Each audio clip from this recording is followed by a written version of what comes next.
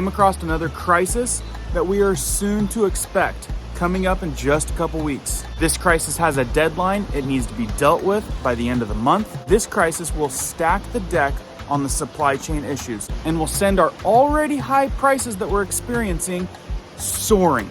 Stick around and I'll give you the details you need to know.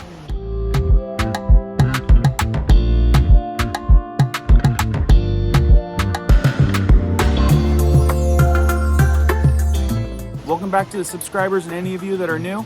Let's get to this update. Brand new issues that we can expect to stack the deck that we are already experiencing. Wonderful, right? Like we need more issues, but we're learning to expect more almost every day, aren't we? Headline states, new supply chain risk.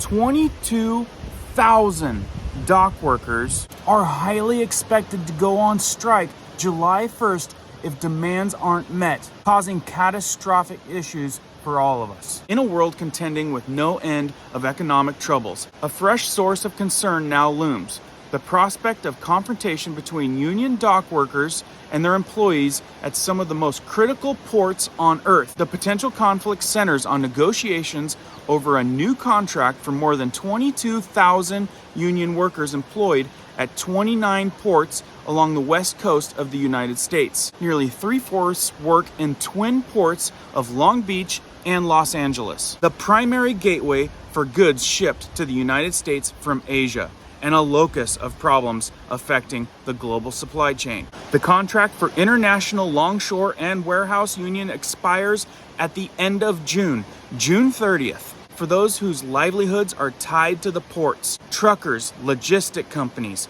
retailers, July 1st marks the beginning of a period of grave uncertainty.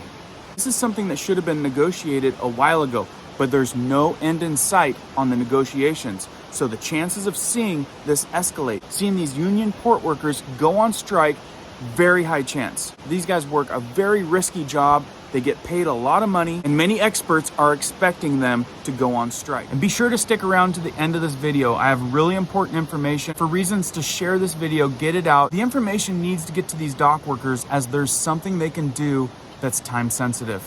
The labor impasse could worsen the floating traffic jams that have already kept dozens of ships waiting in the Pacific before they can pull up to the docks. That could aggravate shortages and, like I said, send already high prices for consumer goods soaring to the moon. Another thing that you need to know about the West Coast ports, labor negotiations, West Coast ports and dock workers are negotiating a new labor contract. So while they're negotiating these new contracts, if things don't go well, there could be delays that undermine U.S. competitiveness, says John Drake, Vice President of Transportation, Infrastructure, and Supply Chain Policy. If you guys didn't know, the West Coast ports are pivotal to much of the global transportation. Last year alone, they reported that they struggled to keep up. So any delays, any strikes are going to have a huge ripple effect. And before I tell you what's at stake, let's take a look back on how it's went previously. Every negotiation over the last 20 years has seen at least a short-term service disruption, snarling supply chains, and hurting businesses. For example, in 2022, negotiations over technology integration led to work slowdowns and an 11-day shutdown of West Coast ports. President George W. Bush invoked the Taft-Hartley law to reopen the ports. A labor agreement was reached that moved the handling of shipping information from a manual to an electronic process. In May of 2008, the ILWU engaged in an illegal day-long work stoppage that shut down all major West Coast ports. In July, 3 weeks of work stoppages started in Los Angeles and Long Beach and spread to the Pacific Northwest.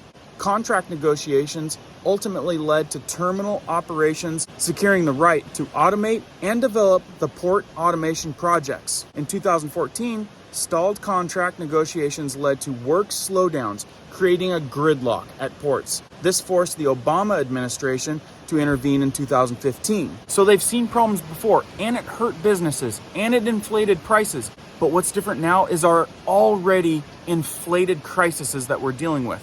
We're already seeing record high inflation, hyperinflation with many things. Adding this very expected 22,000 person strike in the midst of all this could cause some major ripple effects to not only businesses, but us. This year, the stakes are especially high. U.S. businesses are still recovering from the supply chain challenges of last year, which saw record traffic flows snarling the West Coast ports. This contributed to historic delays in delivering goods and products to businesses and consumers. And as these supply chain fears persist, a recent MetLife and U.S. Chamber Small Business Index survey found 1 in 4 small business owners cite supply chain issues as their biggest problem. And 61% said they changed their supply chain in the last 6 months in response to the disruptions. Any service delays at these ports due to the contract issues, even temporary ones, would be catastrophic to the U.S. businesses and consumers still recovering.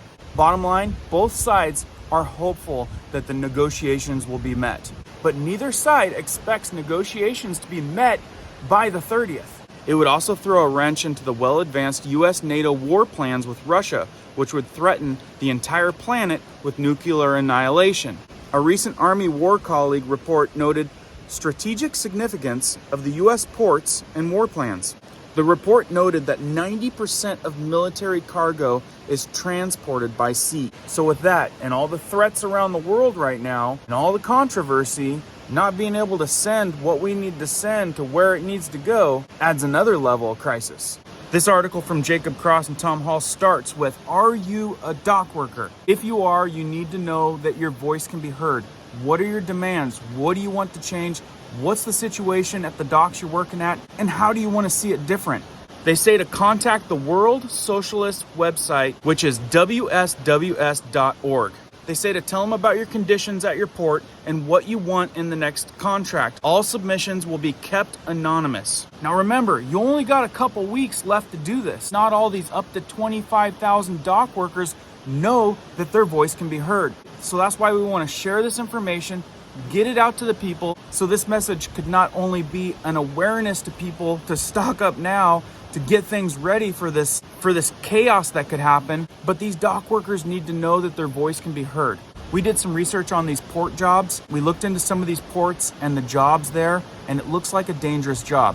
Many people die every single year at ports. You should know that since last year, the Biden White House has been working behind the scenes with the ILWU leadership and the PMA to ensure the ports remain open and dock workers stay on the job, with or without a contract. The Biden administration is well aware that any strike action by the dock workers would immediately reverberate across the country and internationally, throwing already strained global supply chains into further chaos. Roughly 60% of all imports coming from Asia are handled by ports on the West Coast, such as Los Angeles, Long Beach, Seattle, Tacoma, and Oakland. A strike after the expiration of the current contract would also come in the middle of the summer, traditionally the busiest months of the ports. So we got some really critical uncertainty looming here in just the next couple weeks. If the demands aren't met, semi-trucks will not get loaded. And we already know that we got semi-truck issues and supply chain issues with the semi-trucks. June 30th, demands need to be met, negotiations need to be made. This is an incredibly dangerous new supply chain risk that we're looking at in the next couple weeks. July 1st could be the start of another wave of major issues. Empty shelves and skyrocketing prices. If you haven't started prepping, I'd consider start prepping, because you don't know what the next crisis is going to be. And a dock worker strike is looking like a high possibility that could send us to the moon with inflation and shortages. So be sure to get what you need, prepare, plan, do what you can while you got time. Take care, everyone. We'll see you guys on the next one.